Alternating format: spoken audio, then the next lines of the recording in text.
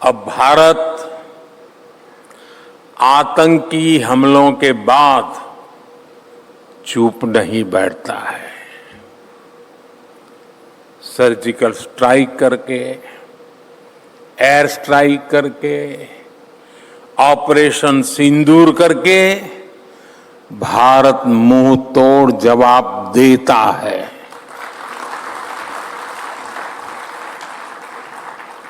साथियों, आप कोविड का समय याद कीजिए,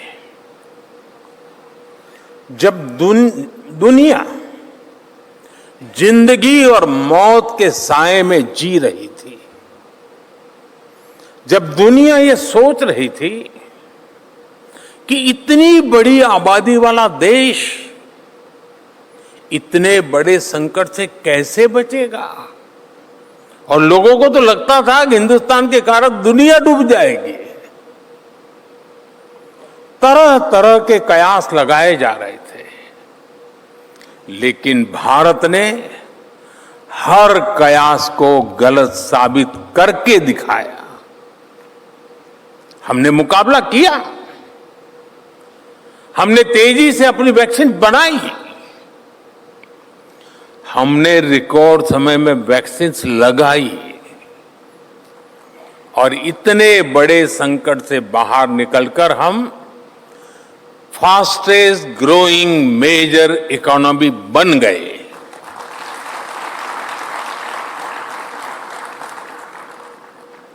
साथियों, कोरोना का प्रभाव अभी खत्म भी नहीं हुआ था कि दुनिया के अलग अलग हिस्सों में कॉन्फ्लिक्ट्स उभरने लगे।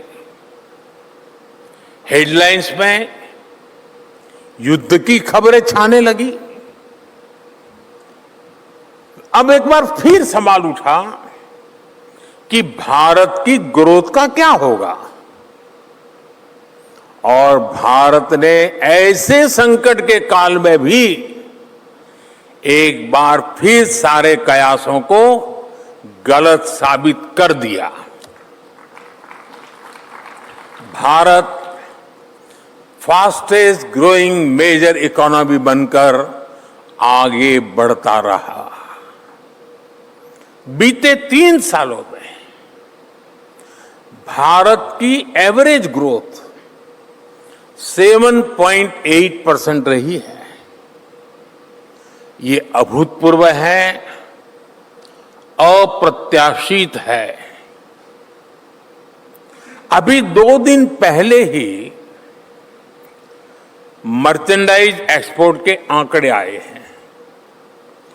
पिछले साल के मुकाबले भारत का मर्चेंडाइज एक्सपोर्ट करीब 7% और बढ़ गया है।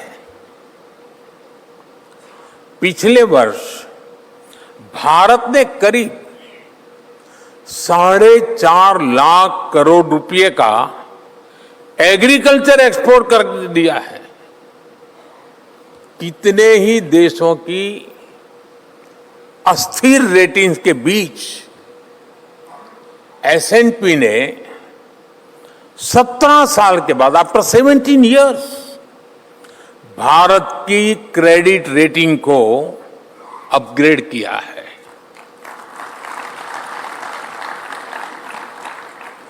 IMF ने भी भारत की ग्रोथ को अपवर्ड रिवाइज किया है।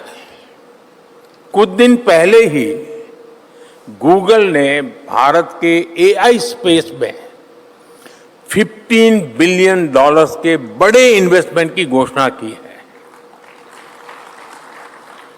आज ग्रीन एनर्जी, सेमीकंडक्टर के क्षेत्र में भी बड़े बड़े इन्वेस्टमेंट हो रहे हैं। साथियों, आज भारत की ग्रोथ ग्लोबल अपॉर्चुनिटीज को शेप कर रही है, और ये वाक्य मैं बड़ी जिम्मेवारी के साथ कह रहा हूं। हाल में हुआ EFTA ट्रेड एग्रीमेंट इसका बहुत बड़ा उदाहरण है।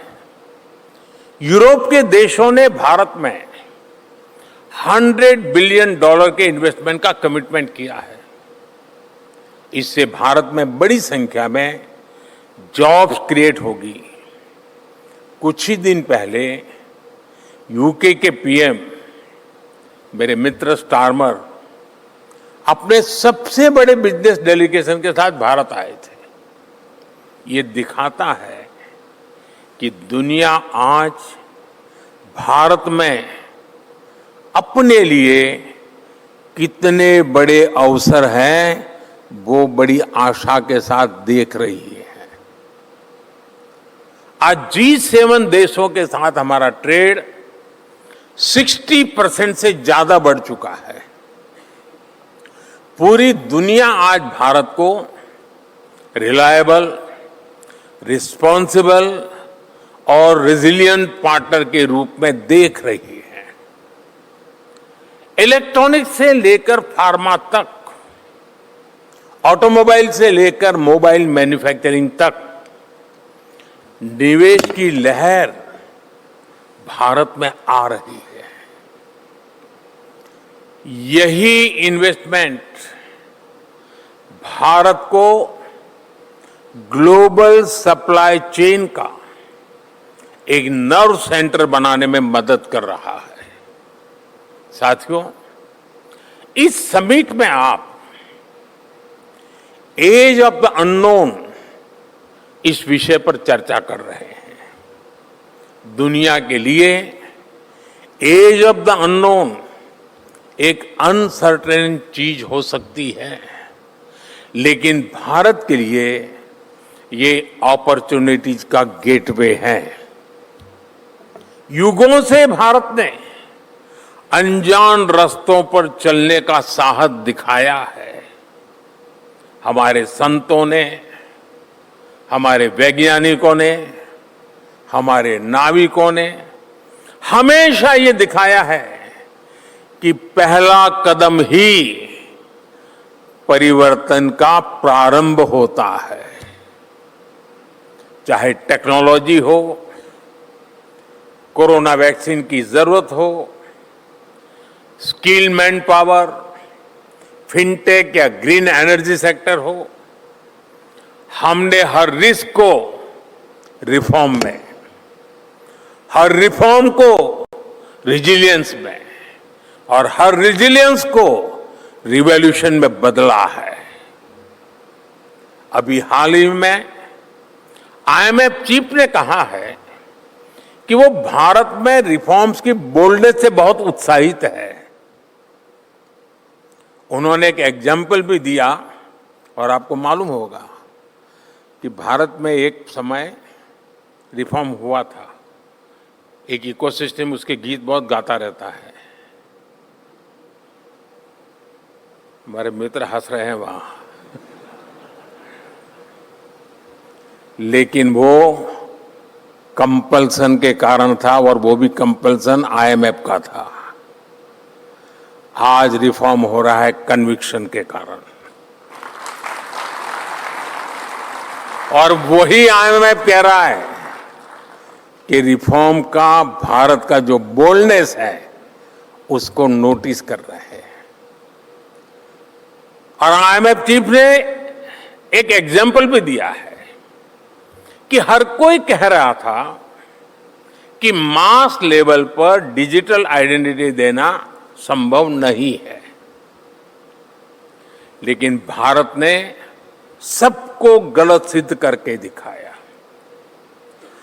आज दुनिया का 50% real time digital transaction fintech की दुनिया में भारत में ही होता है। 50%। भारत का यूपीआई दुनिया के डिजिटल पेमेंट सिस्टम को डोमिनेट कर रहा है। यानी